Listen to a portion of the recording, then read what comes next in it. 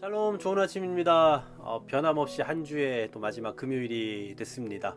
시간은 계속해서 흘러가고 있지만 이 시간이 흘러감과 함께 우리의 사명도 계속해서 전진해 나아가는 은혜가 있기를 소망합니다. 자, 우린 계속해서 사명의 현장에 살아가고 있는 이스라엘 백성들의 그 삶의 현장을 보고 있습니다.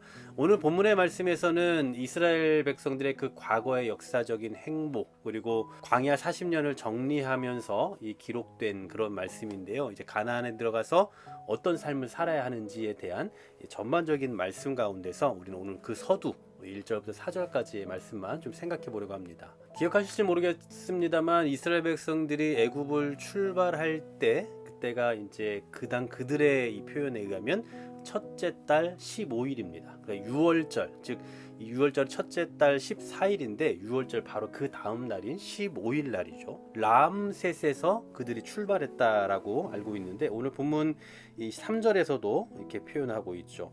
첫째 달 15째 날에 람셋을 떠났다. 이날은 유월절 다음 날이다 라고 말씀하죠. 그런데 그들이 어떻게 나왔습니까? 애굽 모든 사람의 목전에서 큰 권능으로 나왔대요. 다 알고 계시는 것처럼 10가지 재앙을 경험하지 않았습니까?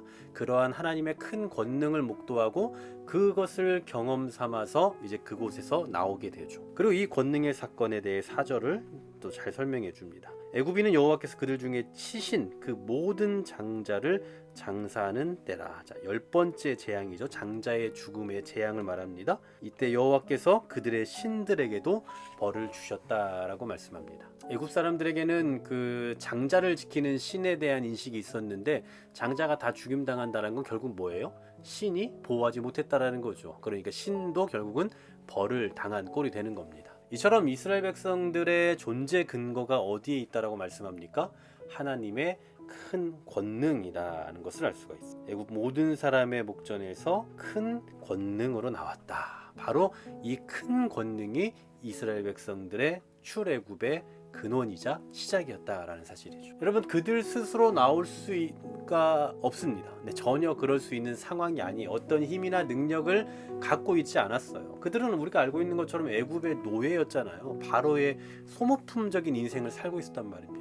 그들은 고된 노동으로 인해서 고통을 부르짖었지만, 그러나 고통스럽다고 해서 스스로 나올 수 있는 어떤 여건, 환경, 상황 전혀 없었어요. 그런 상황 속에 처해 있는 그 이스라엘 백성들을 하나님께서 건져내시는데 무엇으로 건져내셨다고요? 큰 권능으로 건져내셨다라는 겁니다. 그래서 이스라엘 백성들은 앞으로 이걸 잊으면 안 되는 거예요. 자신들의 새로운 생의 그 역사적인 출발이 어디서부터 기인되었는가? 바로 하나님의 은혜, 하나님의 큰 권능이라는 사실을 잊으면 안 된다라는 거죠. 그러면 하나님께서 그들에게 왜 이런 은혜를 베푸셨을까요? 왜 하나님께서 그들에게 이런 큰 권능을 베푸셔서 이런 은혜 가운데 살아가게 하셨느냐라는 거예요. 바로 그 의미를 늘 생각해야 됐던 거죠. 하나님이 왜 우리를 건지셨을까? 하나님께서 왜 우리를 그 바로의 소모품적인 인생에 불과했던 우리를 건져내셨을까에 대한 그 의의를 늘 생각해야 된다는 거예요. 오늘날 우리 시대 그리스도인들도 마찬가지입니다. 여러분, 우리의 존재 근거, 그러니까 뭐 인간으로서의 존재 근거는 하나님으로부터 시작했겠지만 우리 신앙인으로서, 그리스도인으로서의 우리의 존재 근거는 어디서부터 출발합니까? 바로 예수 그리스도죠. 예수 그리스도의 십자가와 부활로 인해서 우리는 출발했어요. 그 후에 우리는 교회를 이루고 있고, 그 후에 우리는 성도로, 신앙인으로, 구원받은 백성으로 존재하고 있다라는 거죠. 한마디로 예수 그리스도 안에서 하나님과 함께 살아가는 새로운 역사를 출발하게 된 거예요. 그런 의미에서 그리스도인의 출발, 그리스도인의 근원은 바로 하나님의 사랑이고 예수 그리스도의 은혜다라는 거죠. 이 존재 근거를 잊으면 안 되는 거예요. 그래서 고린도 후서 6장 1절 말씀 보시면 이렇게 말씀하죠.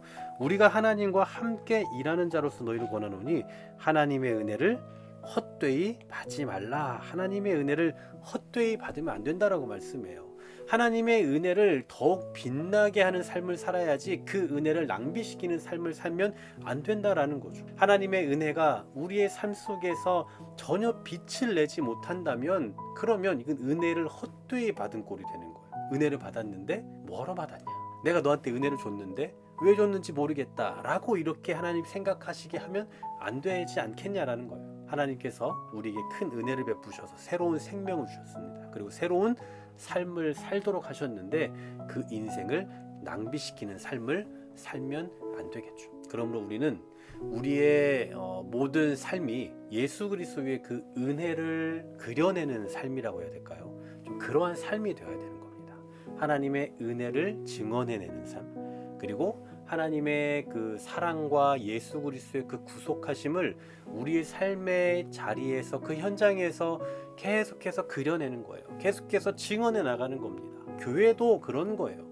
교회가 우리끼리 잘 먹고 잘 살자가 아니라 우리 안에서 그런 향기가 드러나고 그러한 하나님의 구속하심이 계속해서 증언되어지고 그려지는 공동체가 되어야 한다는 것. 즉 성도가 존재하는 근거, 그리고 교회가 존재하는 근거, 이 모든 근거는 바로 우리를 부르신 예수 그리스도의 은혜에 있어야 한다라는 사실입니다.